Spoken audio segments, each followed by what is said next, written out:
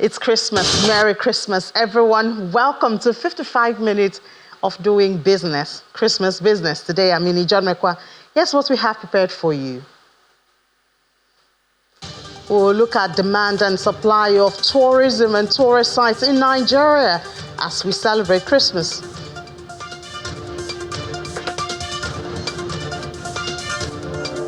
And then we'll head to Ghana and find out the mood right there as they celebrate Christmas too.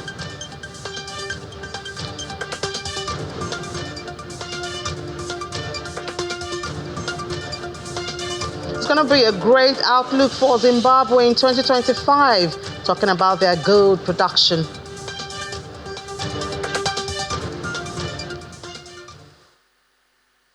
Good afternoon, everyone. I'm Insulin Pens. Once again, Merry Christmas. Now let's start from the global space where gold prices steadied in holiday-themed trade as investors looked ahead to the United States Federal Reserve's interest rate strategy and President-elect Donald Trump's tariff policies, which could shape the metal's trajectory next year. Looking at the numbers for this afternoon, spot gold is up 0.1%, $2,616.88 per ounce. US gold 0.3% up, also $2,635.50 per ounce. Bullion is considered a safe investment during economic and geopolitical turmoil, while analysts had predicted the successive record highs in 2024 would set the stage for a similar rally in 2025, fueled by sustained central bank buying. We know China is planning to increase its buying, as well as rising geopolitical tensions. And on top of that, there's the Fed rate cuts, which they say they will be very soft on from next year, with Trump set to return to the White House in January. U.S. investors are bracing for significant policy shift in the year that's next year, including higher trade tariffs, which he has already talked about, deregulation and tax changes, all of which could have inflationary implications. Higher rates increase the opportunity cost of holding non-yielding bullion. And also looking at other metals, spot silver we see was steady, $29.65. Platinum up 0.4% at $942.50. And palladium gained 1.8% to $946.11. Let's come to Nigeria now. Last-minute shopping took place yesterday. Our reporters visited some market in Lagos and filed in this report.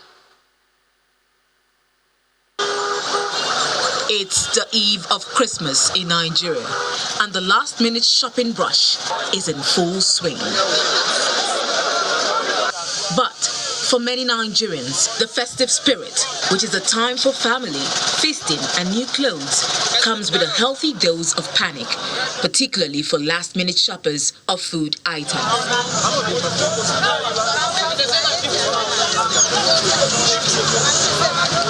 Here at the popular Mile 12 market, which is described as the perishable food hub of West Africa, this vibrant marketplace is a one-stop shop for culinary needs, from various types of fresh tuber yams to spices and poultry, as no Christmas celebration is complete without a feast.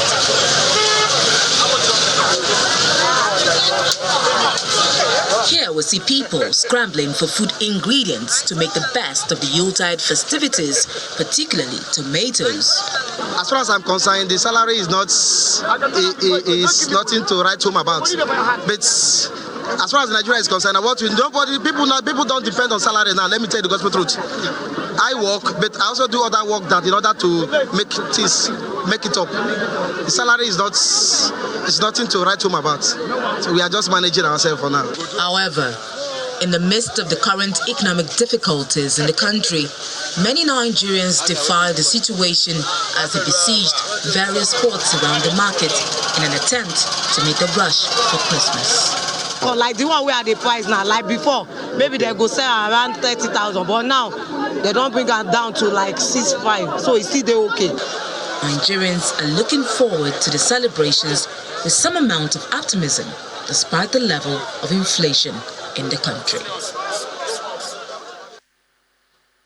I guess by now some of those chicken are already in the pots or in somebody's tummy. and all of that. But we're still talking about how Nigerians are spending this Christmas. One way would be to visit tourist sites, carnivals also.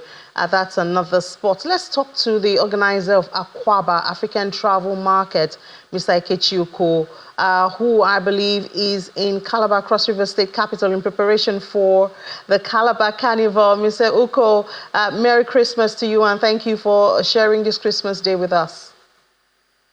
Merry Christmas to you, Ini, and to Nigerians.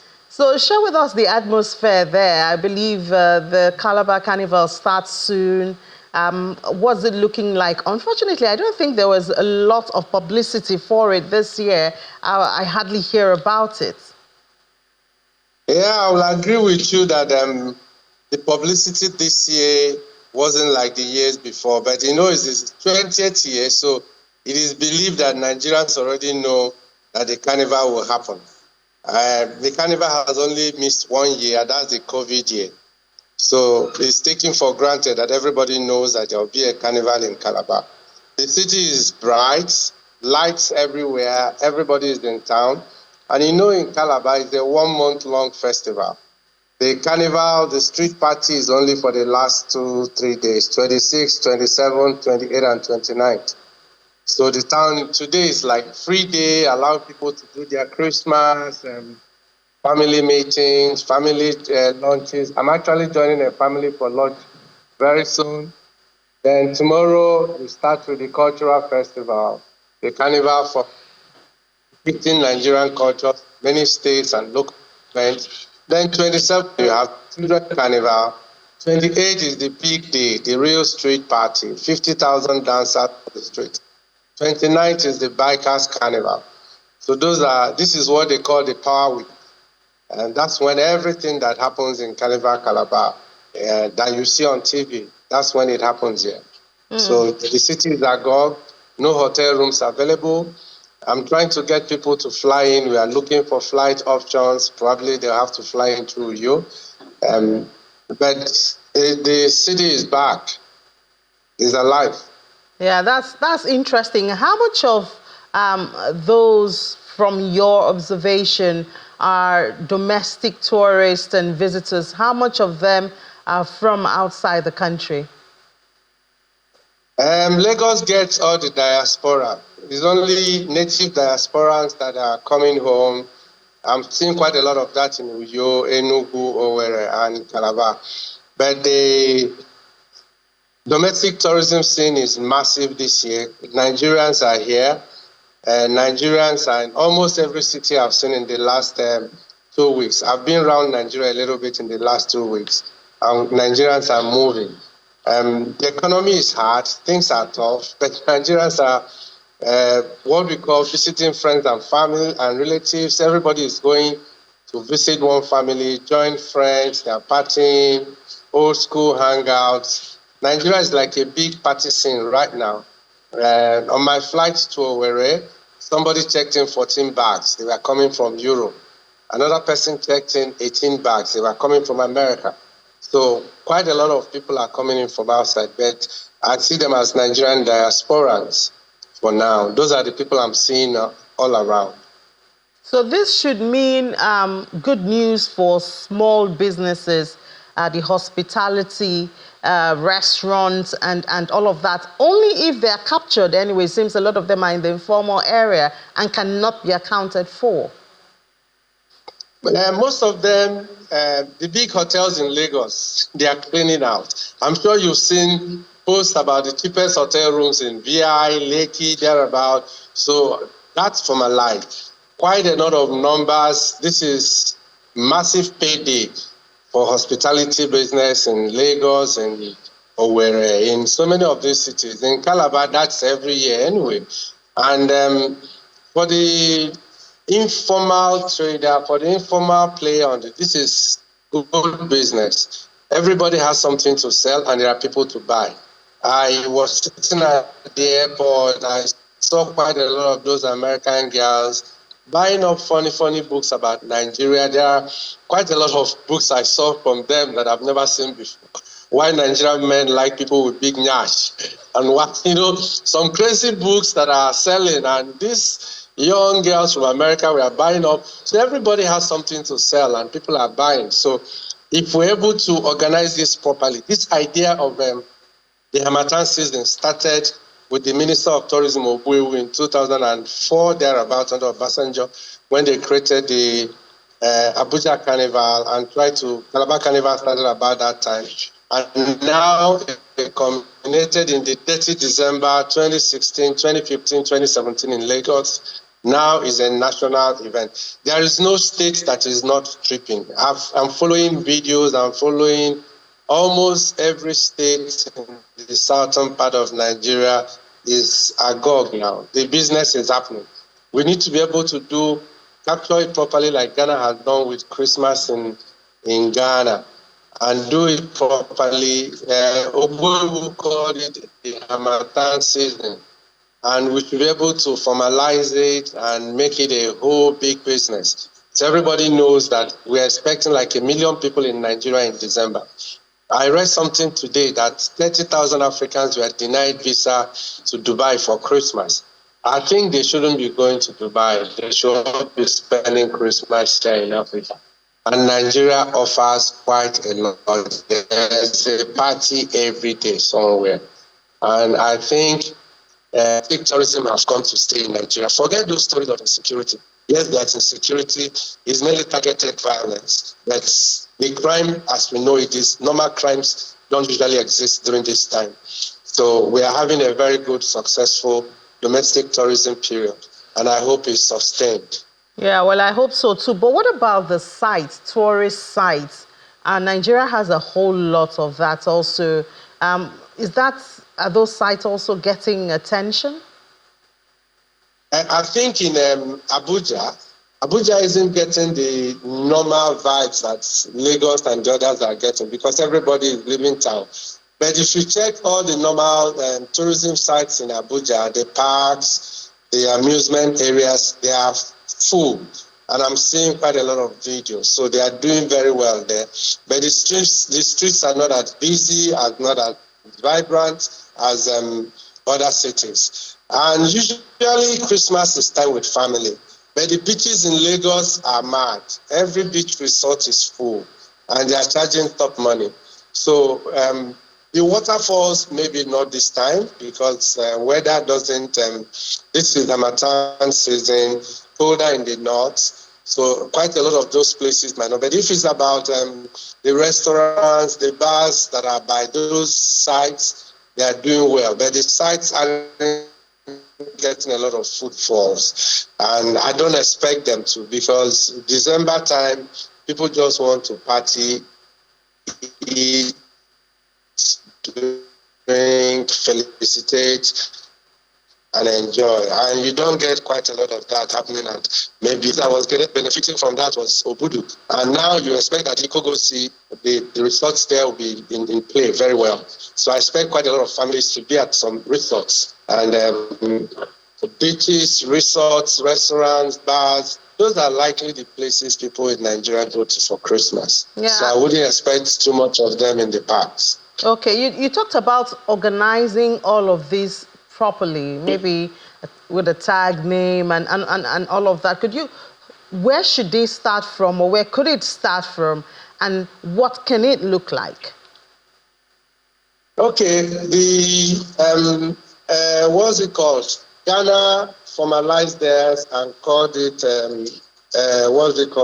Christmas in Ghana, in GH. In 2004, when Obuewu launched his Harmattan season, he needed to make it a national project. And that's how it's normally done. It becomes a time everybody knows. Chinese have their New Year, Americans have their Thanksgiving. So we know that in December, this is the time, from 1st of December to the end of December, it is party time. So it needs to be organized from a national point of view. And then he was the Minister of Tourism. We don't have a Ministry of Tourism anymore, but it's now merged with the Ministry of Culture. So it needs to be organized properly and all the events lined up, identified, and with dates. So everybody coming to Nigeria, everybody in Nigeria knows that, okay, Rema is playing on the 18th in Lagos. You can fly to Jos. Jos is having an event on the 20th. then Enugu is having their block party, then Benin is having something on this day, then Carnival Calabar is on this day. So a visitor from Nigeria could look through a chart and choose how to fly around. And the whole country is open. Though we're having challenges with the seat capacity on the airlines, most airlines lease extra aircraft, but the passengers are still too many for them to handle. So it needs to be organized better. I was involved with some of the things that Ghana did leading to when they did the year of return and post events. They come to Akwaba every year to market. But what I'm seeing now in Nigeria is everybody for himself. There is no cohesion, no organization. You could see two large parties, two big musicians playing the same day in the same city. No, it shouldn't be so. We don't earn a lot of money that way. You make people spend as much money as possible, which means they should go to different locations. Today you're here, tomorrow you're somewhere else, the next day. So if you're here for 14 days, those 14 days, we max out, we give you all the entertainment, and we get all the money from you. So when you have too many events the same day, in the same country, in the same city, that doesn't look good. So I think we should organize it better. And I think that the nation should wake up. Though we didn't succeed that much in nationalizing it, because it started the tourism master plan and the whole thing fizzled out. But at least Carnival Calabar came out of that vision. Abuja Carnival was supposed to come out of that vision.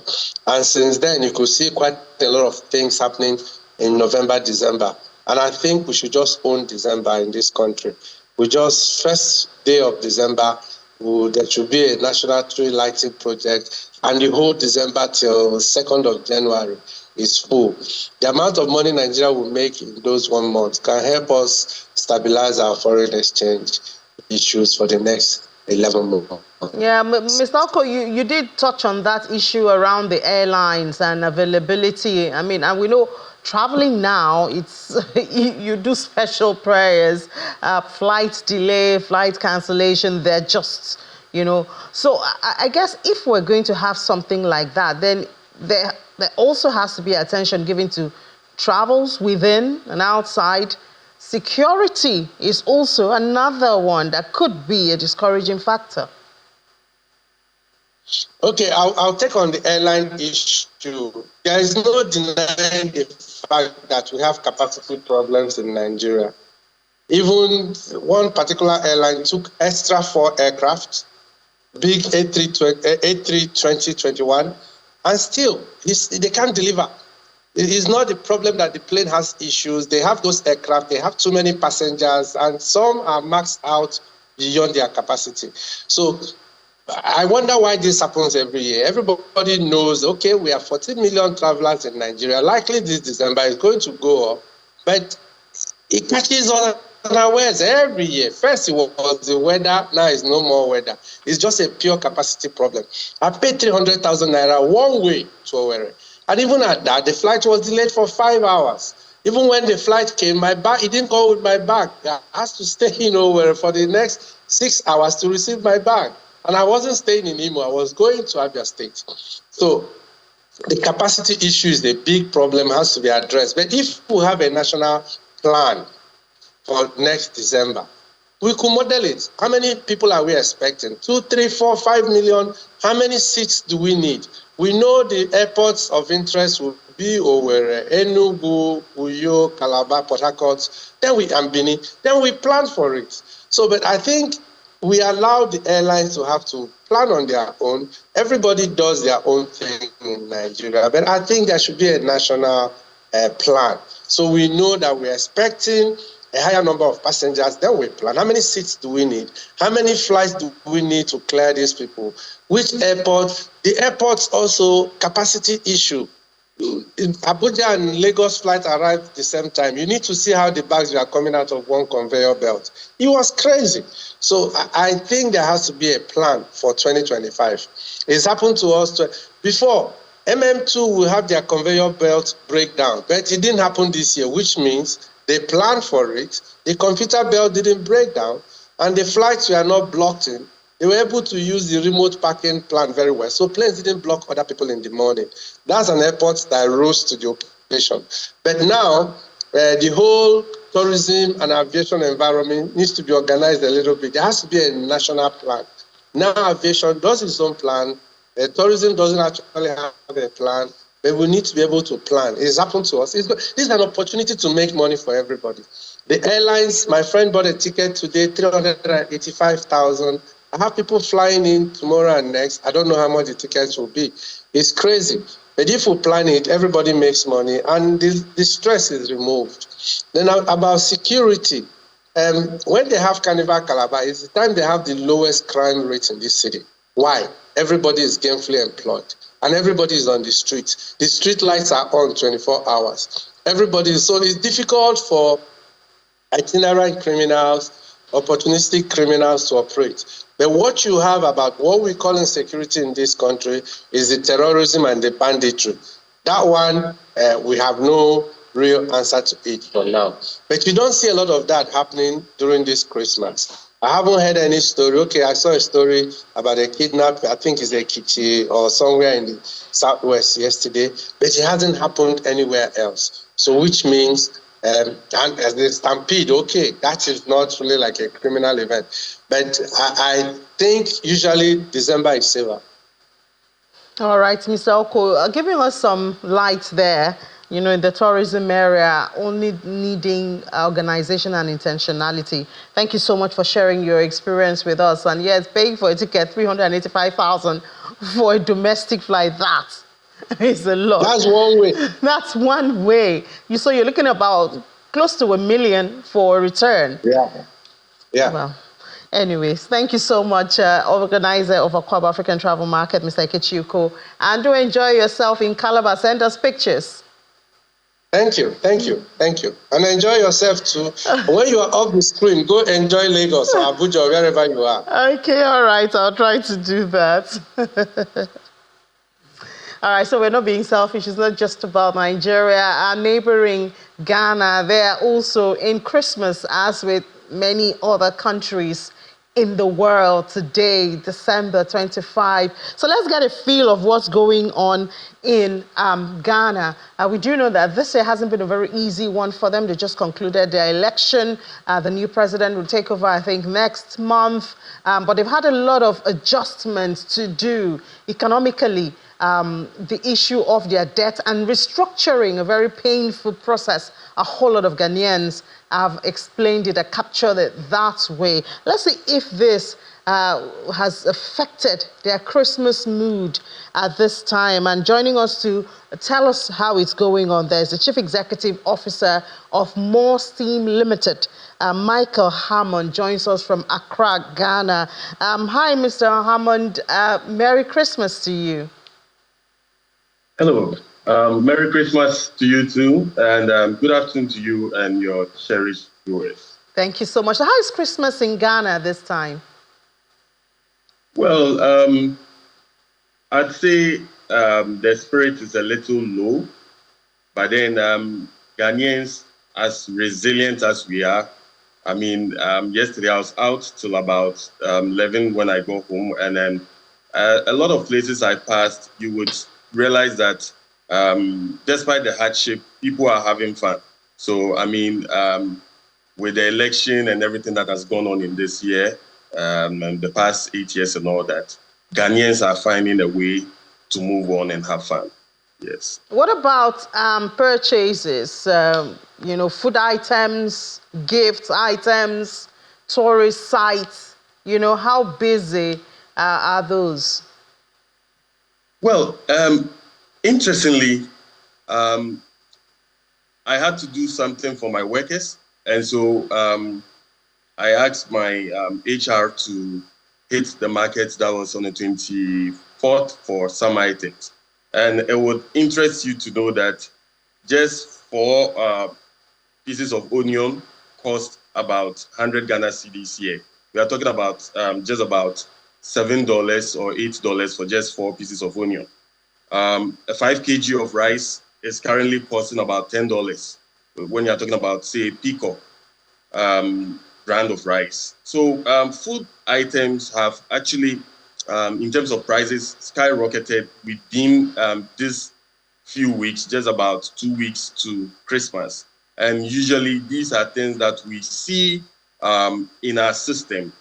This is not just the case of food items prices going up, but it's also a reflection of the current state of the economy.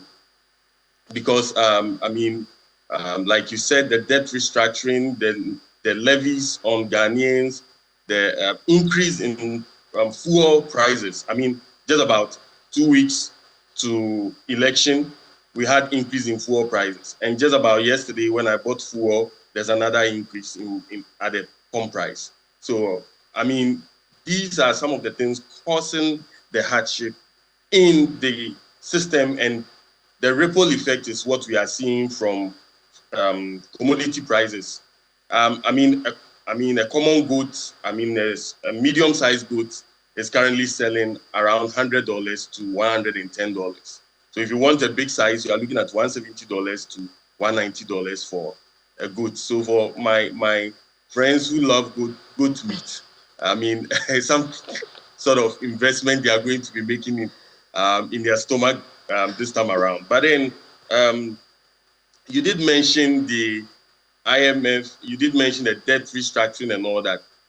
To be honest with you, these economic factors also cause a lot of hardship for Ghanaians, right? Because when you look at the pensioners that lost their money, or their monies were held in the whole debt restructuring process and all that, meant that the disposable income to them was or is low, and for that reason, purchasing power is reduced. There are a lot of factors that have actually led to this, and I don't know if you have enough time for us to go through them, but then basically there is some sort of hardship in the system currently, but then we are finding a way around it as Ghanaians. People are having fun nonetheless. Yeah, well, we're Africans. We are very resilient, But tell me, when you say people are finding ways around it, do people maybe change their tastes for food, for clothing, and relaxation forms or places as a way to be able to deal with this high cost of living? I would say to a greater extent, yes. For instance, let me start with what the e-levy. This was introduced in 2022, and it initially started at 1.5% of whatever money you were sending out from your mobile wallet, and then it was reduced after a backlash on it, and then the government listened and then reduced it to 1%. But this is also some sort of money that people feel uncomfortable sending huge amount of money, because you have MTN charging you, and you have the telcos, the banks also charging. So you realize that in the festive season, people who would normally do a lot of shopping using electronic payment are not doing that, thinking about the cost implication and trying to save or cut down costs from that side. So that's one of the policies you're having problem with. I've spoken about the fuel prices and also the extent of the cedi depreciation. So you would realize that what I've seen currently is that people tend to live within their means. So even if they can borrow from, let's say, quick loan and all that, they would rather use that borrowing for something more profitable than to use it for the festive celebration. And then, as we say, January, we have 80 days in January because it's a lengthy one. And for that reason, Ghanaians and people I've spoken to and some of my workers are very particular about their spending. They would rather have their normal traditional food in their house, fufu with their soup in their house, spend some time, quality time with their family, as opposed to going to sit at expensive places to have fun. However, there are some Ghanaians who are also not affected so much. I should say the middle class to the upper class. they are still moving on with their normal celebration. When you go to La Palm Royal Beach or Echo House and all these, they are having their programs. I know today Sarkodie is having his program. I don't know if it's Rapaholic, and tickets are sold out. So it's a blend. It's a blend of celebration here, but then generally our fiscal policies and certain government decisions have impacted the overall enthusiasm and then euphoria associated with the Christmas season. For instance, first quarter of 2024, we had increase in tariff from Public Utilities Regulatory Commission of about 29.95% in electricity tariff. Now, couple this with inflation, cedi depreciation, high cost of fuel. All these things erode the disposable income to the fact or to the point where you have to be prudent in spending so that you are not caught in the Joneses trap. I mean, some good, from what you've said, there's some good that have come out of it. I mean, people are looking inwards. People are now spending more time bonding with their family, and that's also a good one. And being prudent, and all of that. But you have, your new president coming in a couple of weeks, I believe. Are you optimistic? You're a manufacturer. Around you, conversations going on, are you optimistic? I did see a story where some economists are asking the government to rethink the IMF plan, so is there optimism with the new president coming in that things will be better in 2025?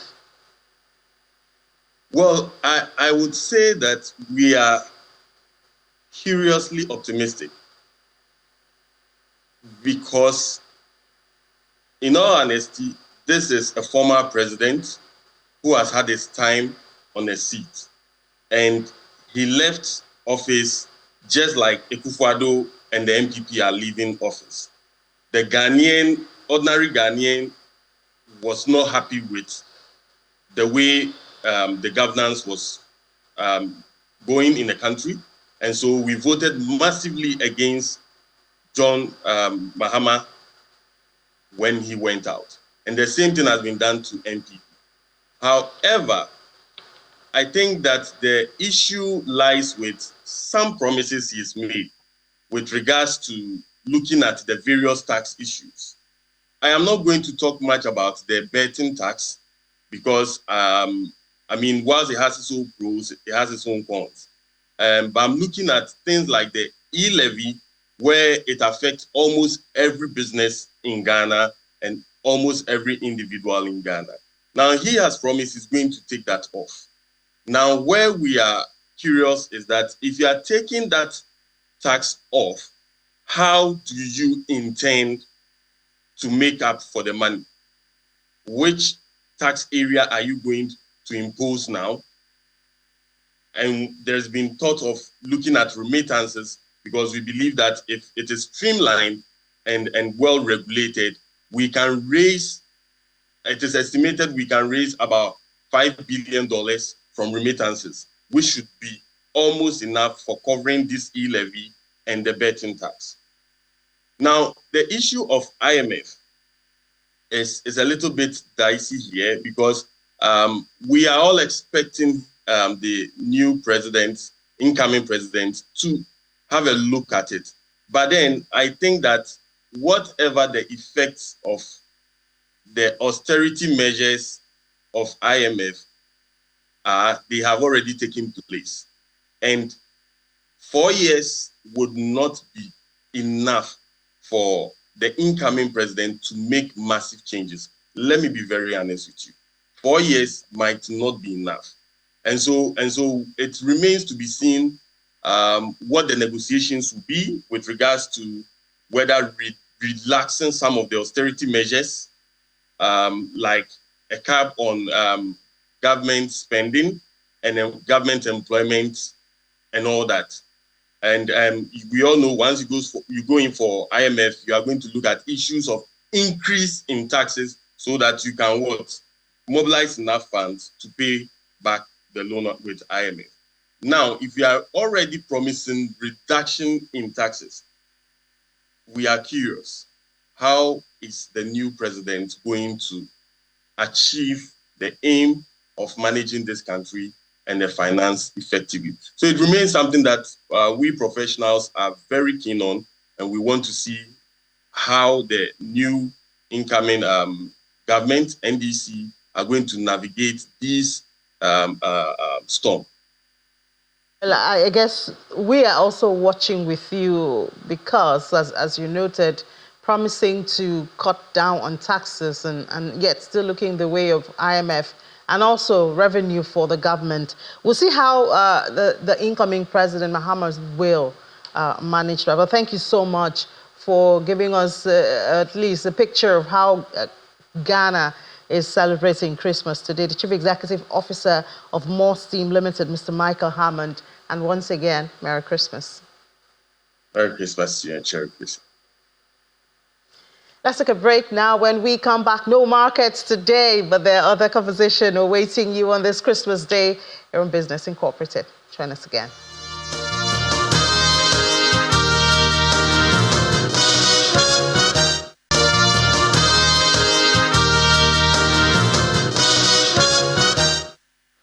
You're welcome back to watching Business Incorporated right here on Channels Television. We go to Berlin now, where, well, much of the world is celebrating Christmas, so it's expected there too, with most celebrations taking place last night in Germany as well as today. Germany, of course, they have that. Well, right on time for the festivities, German retailers have shown their latest numbers. For many in the industry, holiday sales are their most important sales. Lars has the details. Hi, Lars.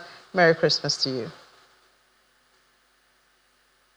Thanks for having me. Well, let's just say it's not much of a holly jolly Christmas. Things could be better for the German retail sector. The mood among business leaders has dropped from 23 points to just over 22 points in the most recent survey. That's according to the economic experts at the IFO Institute. Now, what's behind those numbers? They're pretty much saying that retailers are less optimistic about their business in December than they were in November. And looking ahead, their optimism for the first months of the new year has also dropped a bit. Recent numbers weren't all too bad for retail sales in electronics and appliances, or those make popular Christmas gifts. Food spending is up, also not surprising since many Christmas traditions in Germany are food-related and people tend to consume more calories over the holidays. But there's retail heavyweights like home improvement stores, furniture, vehicles and such that have seen shrinking demand once more. Many retailers are saying that both the number of customers and the amount they spend were down. Yeah, so did this come as a surprise, Lars? And what's really behind it? Well, obviously, with the economy going as it has been, and that's been weak for a while, nobody was having any illusions of great sales numbers and high profits. But I guess hope dies last. So it seems that many retailers had been rather hopeful for a stronger uptick towards the end of the year. They are now saying the last 4 weeks, the Advent period leading into Christmas, was definitely less busy than expected. And just looking at the numbers for November and December, one of the major retail trade groups is expecting sales amounting to $121 billion euros. That would be 1.3% down over last year. And that's quite a drop-off. As for next year, expectations are mixed. Some retail economists are saying they're worried about geopolitical events and uncertainties and how they will affect consumers, while others are saying that with Germany hopefully working its way out of the recent economic crisis, income and wages will likely rise, leading to more spending too. So it looks like 2025 is optimistic. Yes and no. Obviously, if Germany finds a way out of the doldrums, if we're seeing the broader economy strengthen, then we're also seeing more spending. But there are other problems too. including a lack of workers, which is one problem retailers have been mentioning more often. Stores need to be staffed, salespeople are needed, and there are many unfilled positions all across Germany. Some retailers aren't seeing lower sales as the main threat to their existence, but actually staffing issues. So this is definitely another problem that needs solving. Yeah, obviously needs solving. Thank you, Lars, and enjoy the rest of your day.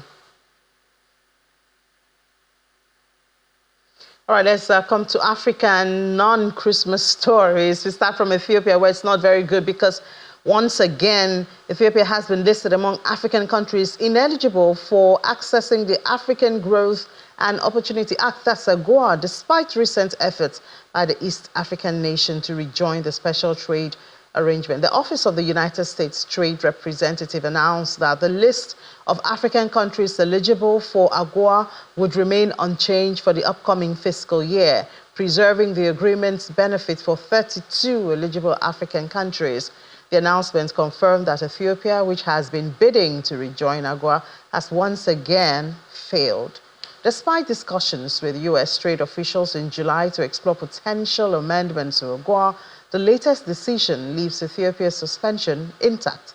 President Joe Biden signed an executive order in November 2021, removing Ethiopia from AGOA following the escalation of the war, which started a year earlier and witnessed gross violations of internationally recognized human rights.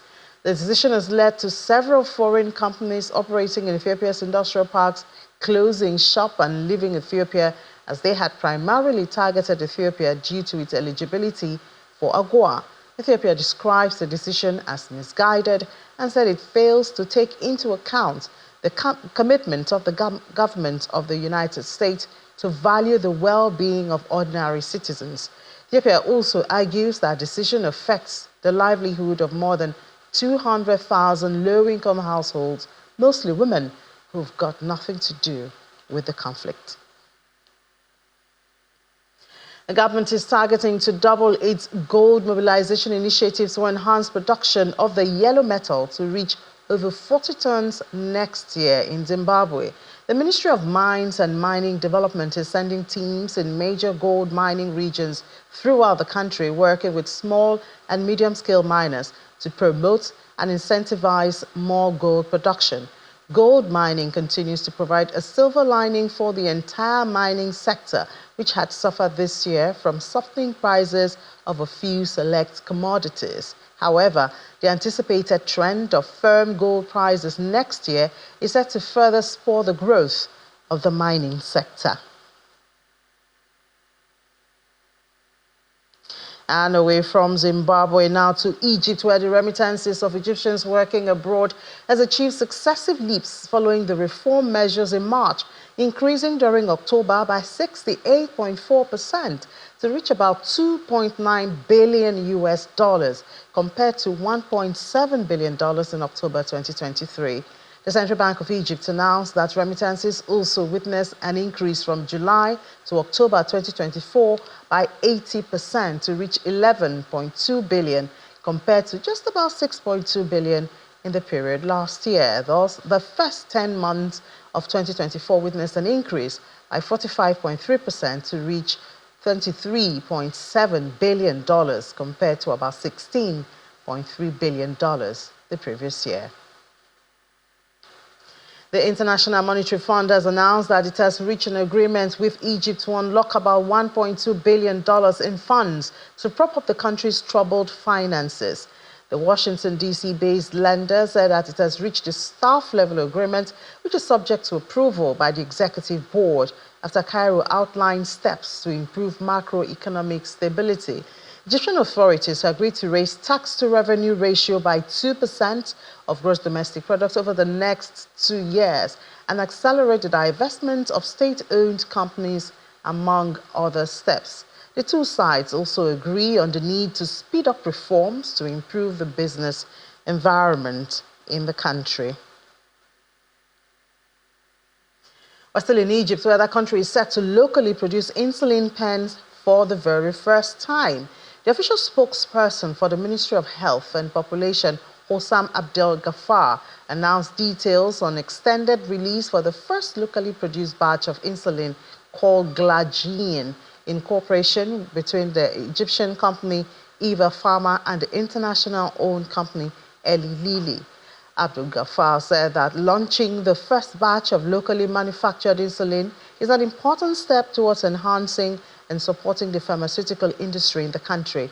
This move is a milestone, he says, as for the first time it is being produced as pens inside Egypt after it was previously produced only in the form of injections. And economists have thrown their weight behind plans by the incoming government of Ghana to review the country's existing International Monetary Fund program, citing the need to align the agreement with its electoral promises. The experts contend that the new administration's mandate, anchored on its social contract with Ghanaian citizens, necessitates adjustment to the current IMF deal to accommodate key manifesto commitments. The endorsement comes as the country prepares for a transition power, with financial analysts emphasizing that renegotiation could provide an opportunity to better balance fiscal discipline with social welfare programs. President-elect John Dramani Mahama has indicated that his government will review and adjust the country's 3-year program with the IMF and other existing agreements with Ghana's development partners to better meet the needs of the public. Yeah, and that's what our guest was talking about earlier, where the incoming president has promised to cut down on taxes, and yet these taxes are the requirement to access funds from the IMF. So the coming months will be an interesting one to watch out for in Ghana to see where the new president will go. Now let's head to the crypto space and see what's happening there this afternoon. This is a market that neither sleeps nor goes on holiday. So even on December 25, the market is still active. So for a Bitcoin price this afternoon, we do see that compared to this time last year, December 25, 2023, where the price was at $43,613.14.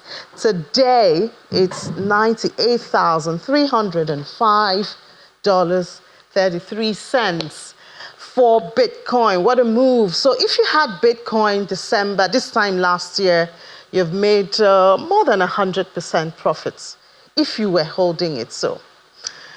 But if you were not, I guess somewhere, because we did see Bitcoin get as high as 108,000, so you have made even much more than that. I wonder what it will be this time next year. So let's see other stories, headlines in the crypto space. MicroStrategy goes on $11 billion holiday shopping spree. The biggest, I think they're the biggest buyers in that market. Michael Saylor, who is the founder and chairman of MicroStrategy, says it's Christmas' most predictable gift giver, and all he ever does is buy Bitcoin. We'll talk about that a bit more. And then in South Korea, they just woke up and then saw that there's been about 30% adoption of digital assets. I wonder what's driving that. The number of digital asset investors in South Korea surged significantly by the end of this year. So there are now, this is a historic 15.59 million cryptocurrency investors, comprising 30. Is South Korea telling us something? If I learned that the volume of trade in crypto is like more than their major stocks, KOSPI and Nasdaq stock markets. You had more volume of trade on crypto than their major stock. But we'll see what's happening around there also with Rume Ofe. Rume, good afternoon and Merry Christmas to you. Thank you, Ini. Thank you. Good afternoon as well. I really like the fact that you sounded to me like a Bitcoin marketer at some point when you talked about Bitcoin doubling, moving more than 100 if you are holding. But in the case of South Korea, it's a situation where we find ourselves of the young people believing in a new or emerging technology. In the past, you see the baby boomers that got involved in real estate, got involved in stocks and all that. But the newer generations are seeing digital asset as the way to go to do a couple of other things, because it's all going to be digital as we progress. It's all going to be digital, like real digital transactions. There's no need. I believe the time will come where we find a lot of people will be like, remember when we used paper money to transact, or we're getting involved in a couple of things, because this is the future just starting, and these young people has the better understanding and better chances to be the Warren Buffett of this world and all of that. So they are really jumping on this to be able to secure their future. So a lot more is going to happen. It's also in our clients here in Nigeria. A lot of people are still looking at digital assets and seeing how they could get skills around it and do a couple of things around it. So it's for the future, and it's good planning all of that from now. Yeah, well, and I'm sure other countries are watching, because I know South Korea, they're really very meticulous in adoption and, allowing any system to infiltrate, especially their financial system. So I'm sure other countries will also get curious and say, if South Korea could allow this or could have this record, perhaps they should also look the way of, digital assets. Yes, aside South Korea doing all of these, I think the Asian countries, Middle East countries are actually leading in terms of that. So a country like UAE and also Singapore, these countries are actually leading in terms of crypto regulations and making sure that their country have a very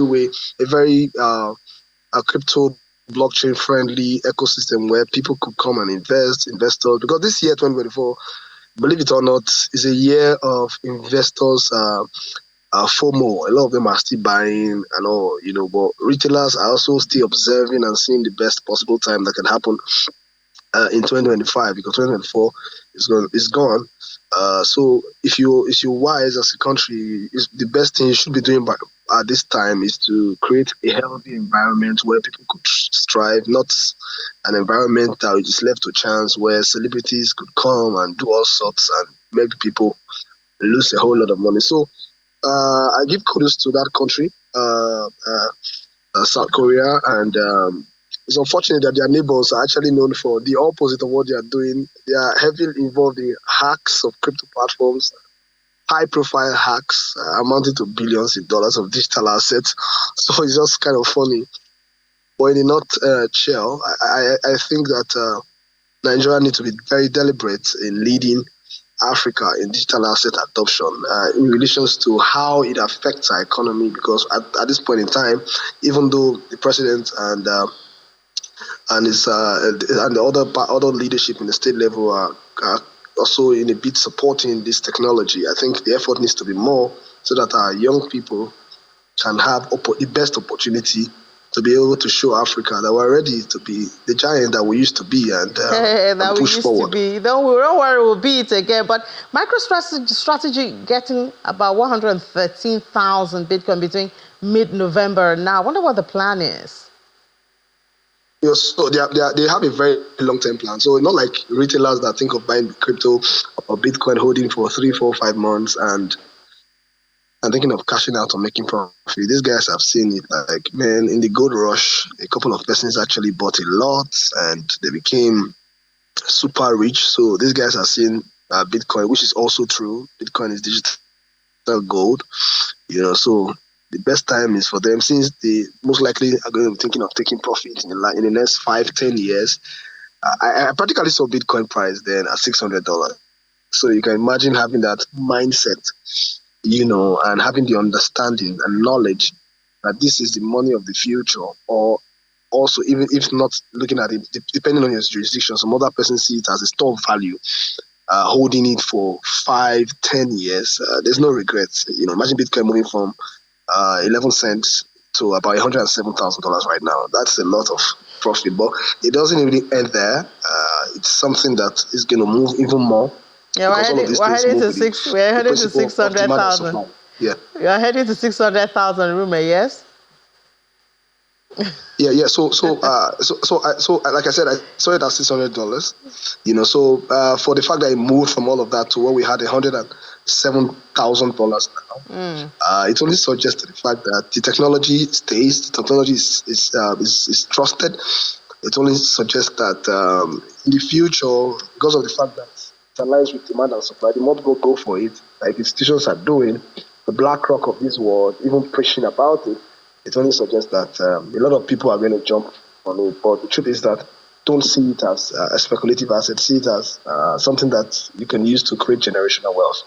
All right, Rume, thank you so much for that. Rume Ofi, financial market analyst, thank you for spending Christmas with us. Enjoy the rest of the day. It's my pleasure, Amy. Always a pleasure. All right, so that's it. We've taken part of your Christmas. The rest you can spend with your family, but don't forget that we are still online, YouTube. You can go to Business Morning and Business Incorporated and stay informed, even as you enjoy the holiday today. I'll see you tomorrow, God's grace. I'm Ini John Mekwa. Bye-bye.